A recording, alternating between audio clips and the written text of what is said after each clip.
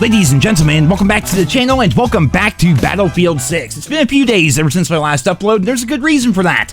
I can't put this freaking game down, man. It's really that good. Battlefield 6 has been absolutely amazing so far. It's pretty much everything I hoped it would be. It's also taking the world by storm. The player numbers are through the roof. They keep breaking records and everything, but there are still some issues with the game that EA needs to address, and I want to cover those things here today. I said before, I did not want to do a review until I properly played the game, and now I'm level 35 or so. I have roughly 24 hours into the game's multiplayer so far. I played most of the game modes. I've played solo, I've played with a party, I've experienced a lot of what Battlefield 6 has to offer, so without further ado, ladies and gentlemen, let's go ahead and jump into the review of Battlefield 6, the good, the bad, and the downright ugly of the game's multiplayer. To start things off here with the good, talk about a freaking beautiful game, man. I'm not even talking exclusively about graphics, which are amazing, by the way.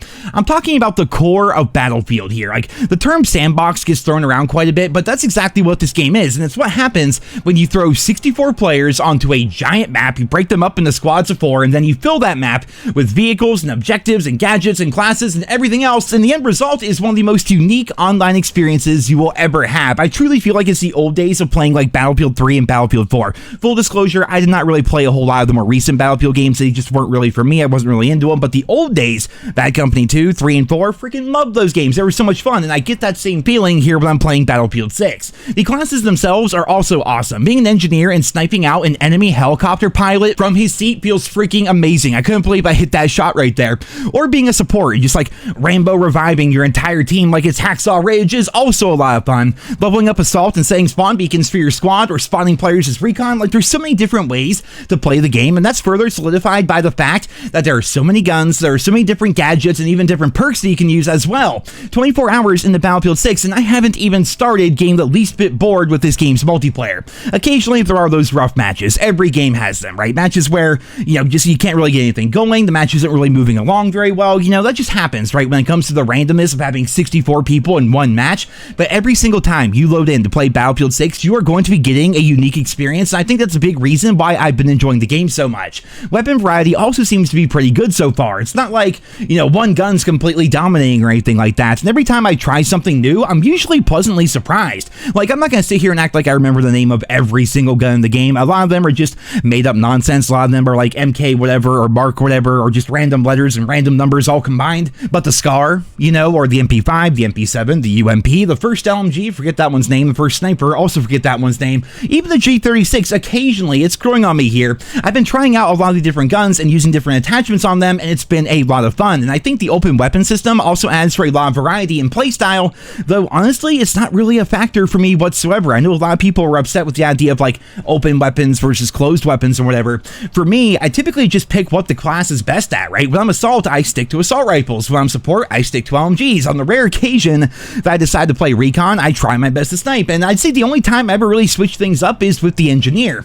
Most of the time, SMGs are just fine in the game. In fact, they're pretty damn powerful, but occasionally you might find yourself on a map or maybe on a certain objective where you may want a bit more range, and when that happens, I typically pull out something like the M4 while I'm playing engineer. So really, I'm basically playing closed weapons, even though the weapons are open, and so far, engineer is also my favorite class to play, man. It is so much fun, though unfortunately, I've not been able to progress the class very much, which we will be talking about later on here in the video. But another really good thing for Battlefield 6 is the sheer amount of variety at your disposal. Whether you're playing Conquest or Rush or Breakthrough, each mode is unique and even utilizes different areas of each map, so it's not like you're playing in the same areas over and over and over with different objectives, like there is a lot of variety between the game modes. From there, you also have the smaller modes, which honestly I've not yet played. I mean, I feel like if I wanted to play Domination or the equivalent of Hardpoint, I would probably just play Call of Duty, like if I play Battlefield, I want to play Battlefield, and to me that's like 32 on 32, 64 on 64, I want vehicles being there and everything, but having that option there for other players is great. Just because I don't utilize it doesn't mean I don't think it should be in the game. I'm happy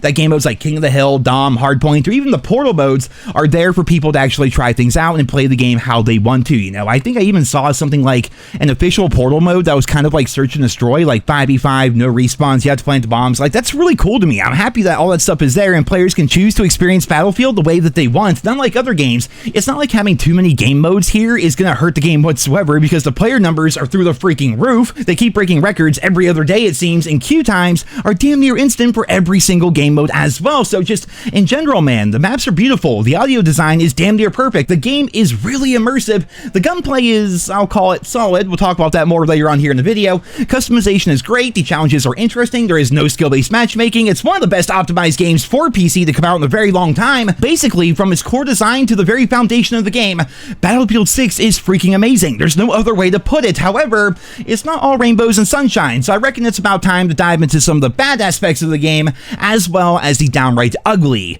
portions of the game. So like I was talking about earlier, the progression of Battlefield 6 is pretty good. Not only do you level up your classes, very similar to like an RPG game, but you also have challenges to get new guns, new skins, new characters, camos, pretty much everything, right?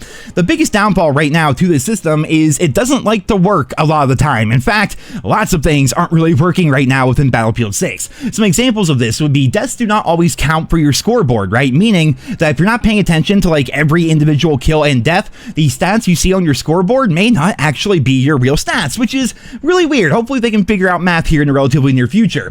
Another example is the Engineer Challenge, and once again, I love Engineer. It's my favorite class. It's so much fun to play. Like, you get the fun of SMGs along with the team play of repairing vehicles. Then on top of that, you have the obligation, no, the duty, to annoy enemy vehicles and limit their impact. Like, Engineer is really freaking fun, but to level up Engineer, you first have to hit level 20, and then you go do challenges, right? The first set of challenges is no big deal whatsoever, but the second set of challenges does not like to track properly. Specifically, that repair vehicles challenge, it just straight up doesn't work, like 99% of the time. And I've heard all sorts of workarounds. I've heard people say, well, you can't play Conquest, you have to play Breakthrough. I've heard some people say you have to play a Portal game mode. I've heard other people say that the challenge doesn't track if somebody else is also repairing the same vehicle. I've heard other people saying that if you check the challenge, if it's not tracking, leave the server and try to find another one. The list goes on and on, man. Plain and simple here, a number of challenges in the game are not working right now, and not only that, but they aren't even really being acknowledged by Battlefield Studios. I'm sure they're aware of what's going on here, and I'm sure these things are being worked on, but it feels really bad to have a core progression path in the game not working properly. And we're not talking about like a cosmetic progression path here. We're talking about a tangible, rewarding path that objectively makes your character stronger and gives you more options as a player, and it just straight up doesn't work, man. And meanwhile, what few updates they are pushing through is to do things like reduce muzzle velocity on two of the sniper rifles. Like, I get that balance needs to be prioritized here, but you guys know me. I need that progression working as well, especially if it's something as important as your classes, leveling them up and unlocking new things. Now, speaking of that progression, I find it strange how they market the entire like PTFO aspect of Battlefield, you know, and Battlefield players play to win. Battlefield players are better than COD players because we play the objective and we're selfless and everything like that.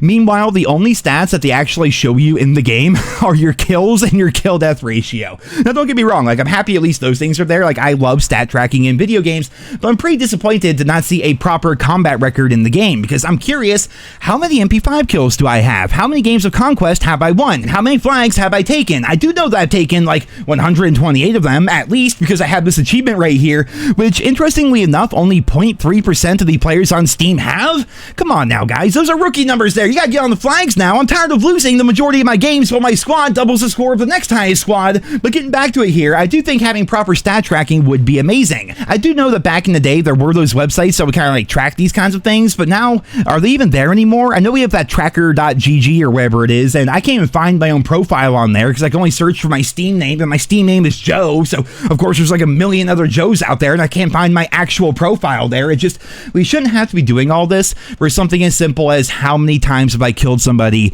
with the M4 carbine, you know, like stuff like that should just be straight up in the game. What is your win-loss ratio? Are you actually playing the objective? Like, stat tracking is a pretty important part of online gaming for a lot of people, and I understand, and I actually love the entire like PTFO mindset that like Battlefield has and what they promote and everything, but you don't even show people how many wins they have, and you want people to play the objective. Like, the only stats that people actually can see in the game right now are kills and deaths and your kill death ratio and your score, and as such, there's gonna be a lot of people out there who just go for their kill death ratio because that's the only thing they can actually track as a metric to see how they're improving as a player. So if I'm Battlefield, I'm working on that, and I'm getting that combat record implemented as fast as I possibly can. Now, on top of that, we gotta talk about the vehicles here. I absolutely love the vehicles within Battlefield Battlefield 6. Mostly I love blowing them up, like, let's be honest here, but I also like trying them out, right? And the problem for me, and I'm sure for many of you out there as well, thousands of you even, is you're probably pretty damn bad at using the vehicles, right? Like, you like them, like me, you like them, and you want to learn them, but there's not really an easy way to do that besides just hopping in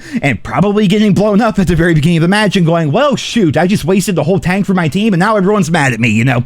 It would be great if there was a place where we could properly test out and practice with these vehicles without hurting our teams in the process, but right now there is no option to do so in-game. There are some Portal game modes that claim that they're vehicle training modes, but literally none of them work. Like, if you guys have found one, let me know, because I looked through like a dozen different ones, and every time you join, there's no vehicles whatsoever, and it's just a bunch of AI bots running around the map with no vehicles, and just everyone being confused, right? It's not really working as of right now. I know a lot of people consider me to be like a new-gen Battlefield player, and that's kind of fair, because I haven't played most of the recent ones, but I'm more of an old-school Battlefield player, man. I used to play a shit ton of the series back in the day, and one of my favorite features in Battlefield 4, and I'm sure a lot of you guys might remember this, was the test range, right? It blows my mind that they put this out in Battlefield 4, and they did not make it a staple feature in every single game after that. Like, it's so freaking amazing. So picture it here for a moment, guys. You have an island all to yourself, or to your squad, like your friends can join if they want to, and on that island is every single weapon, every piece of equipment, every vehicle, everything,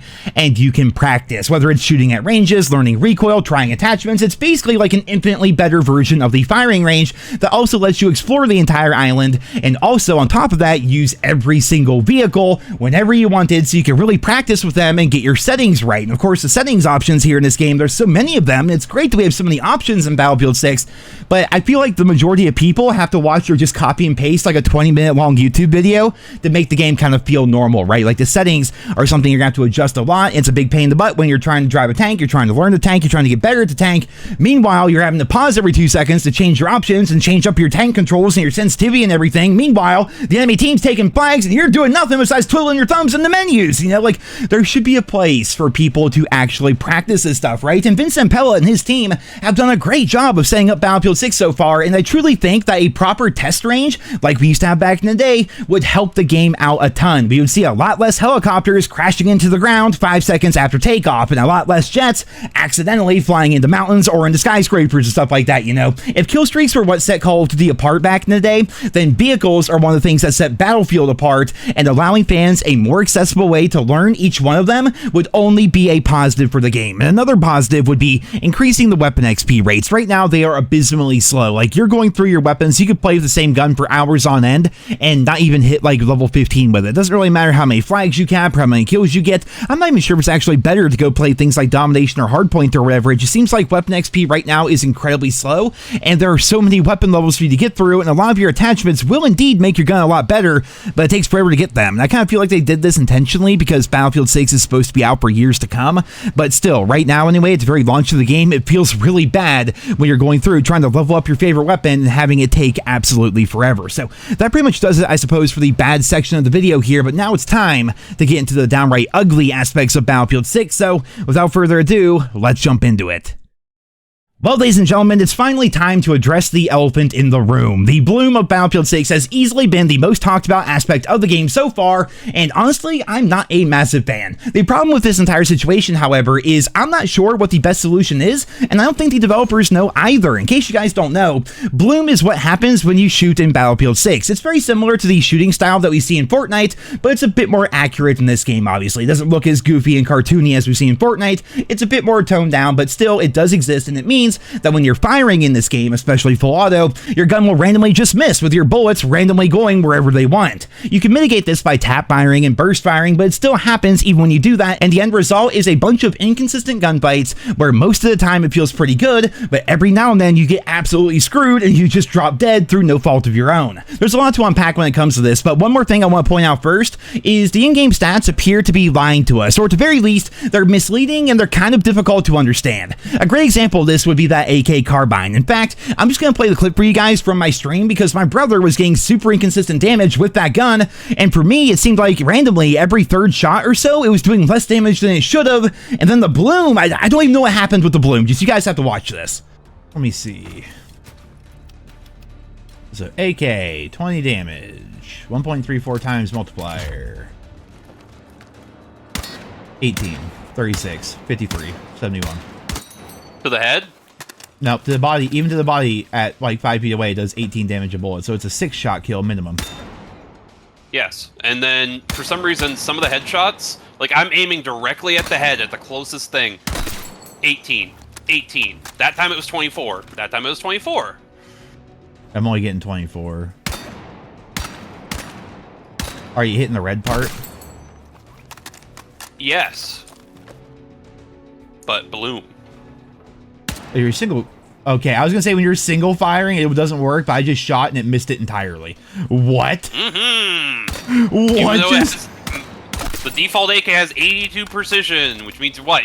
Does that mean I'm only gonna hit my shot 82% of the time? Is that what that means? No, I really do think it means it's more precise, because like try going like full auto on the far guy. Hits most of the time. So like you guys saw there, I really have no idea what's going on with the weapons in this game. Like sometimes they feel really good, they feel downright amazing, and then other times they randomly do less damage than they say they do, and then on top of that you have the randomness of bloom, you have bullets missing on their own, damage profiles that are changing at different ranges, and the end result is gunfights where you die and you genuinely feel like you did nothing wrong. I know that Battlefield fans are some of the most tribalistic and downright toxic in all of gaming. Like, this isn't Call of Duty, stop trying to make it Call of Duty, and I'm not trying to do that, like go back to COD, stick with COD or whatever. I promise you, if I could actually show you my stats, if this game had a proper combat record, there would not be a single Battlefield player in the history of the world that would not want me on their team. Like, not only will I be like up there in terms of kills, but I'm also going to have nearly double the score and the objective time of most other people in the lobby as well. Like, the point I'm making here is I don't want Battlefield to become COD, but can we at the very least acknowledge that random bullet misses, random weapon damage, and headshots not doing headshot damage, again, seemingly randomly, is a bad thing, right? Now, I know that bloom is not new to Battlefield. Everyone always says, oh, it's been in Battlefield forever. And I wonder, do those people actually play the older Battlefield games? Because it did not feel as bad as it does here within Battlefield 6. Now, from what I've gathered, the past few games actually released without bloom, and it turned out to be a huge problem because people are just being laser beamed by SMGs across the map. And that's why I say I feel like the developers don't know the best solution for this problem either. They've tried a couple of things here and there, but they always fall back on bloom. I feel like it would take a lot of work, but they could make a dedicated Portal game mode that has no bloom whatsoever. But to do that, they would have to tweak recoil, sway, and damage ranges to see if that feels any better, which would essentially mean they'd be revamping the entire game's core shooting mechanics, and I really don't see them doing that. So I feel like for me, the best solution I can come up with, I'm curious to hear what you guys think down there in the comments, is to obviously fix the random damage situation. I have no idea what's going on with that. Like, make stats more understandable in the game itself without the need to watch like a 20-minute long YouTube video to understand what the word precision means in your stat category. And then on top of that, just like reduce bloom a little bit. You know, you don't have to get rid of it entirely, just reduce it a little bit, especially at those like closer ranges. That would be pretty nice if that's something they can even do. Like for me, I would like to see bloom not be a factor whatsoever if they're within like 30 meters of you or something like that. But again, I'm no game developer, I'm no programmer, I don't even know how they would begin to make it so you have no bloom up to 30 meters, but then after that there is bloom. I don't know if they can even do that, man, but I have been hearing that bloom is now much worse in the full launch than it was back during the beta, so I really have no freaking idea. I will say it does feel much worse than what we had in Battlefield 2042, which I was playing a lot of to get those Battlefield 6 rewards, and solely from memory here, I feel like you never had to tap fire and pray in Battlefield 4 nearly as much as you do here within Battlefield 6, but like I said earlier, it usually works out just fine. Like, good players will always end up topping the scoreboards, they will still win the vast majority of their one-on-one gunfights, but when that bloom does kick in, it feels really freaking bad. To essentially have done nothing wrong and the game just misses for you feels really freaking bad. It almost gives you this feeling of like, what am I doing here? Why is the game screwing me over? Like, what's the point of an online game where the game basically just says, no, you're not going to win that gunfight through no fault of your own, you know? And it doubly feels bad when team balancing expects you to carry and you die because of that bloom, because the game essentially made you die, and then you end up like losing an objective or losing a power position or something like that. Like, it just feels doubly bad to get screwed over in those scenarios. They're not as frequent as people say, but when they do happen,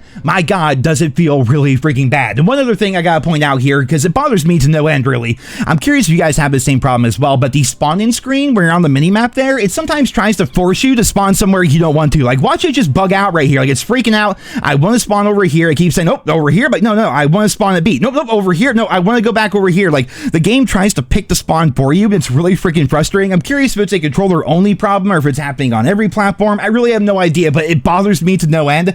And then on top of that, there's just a bunch of random bugs in the game. You know, there's things like, and I'm not sure if it's been fixed already, but I know that day one, there was a bug where if you tried to change a keybind in the the very middle of a match, it will just crash your game. I'm sure that's something they're working on if it hasn't already been fixed. But yeah, there's a number of random bugs and issues. But overall, Battlefield 6 has been an absolute blast for me to play. But just like with anything, the more you play something, the more you're going to start noticing those little like esoteric problems, those like smaller issues and everything. And since the game's been out for a bit now, I assume a lot of you have been running into the same problems I have. So of course, I wanted to mention them here in my review. But with that being said, I absolutely love Battlefield 6. I've been playing what feels like 7 or 8 hours every single day, like so much so that I have not even uploaded in the past 2 days. I'm playing the game so much, I have to pull myself away from playing Battlefield 6. That is how good the game is. And in terms of a Battlefield launch, it seems like this has to be one of the smoothest they've had in a very long time. The game plays good, it feels good, it runs good, and I cannot wait to see where they take this game in the future. I love the idea of having one game being supported for years to come, and Season 1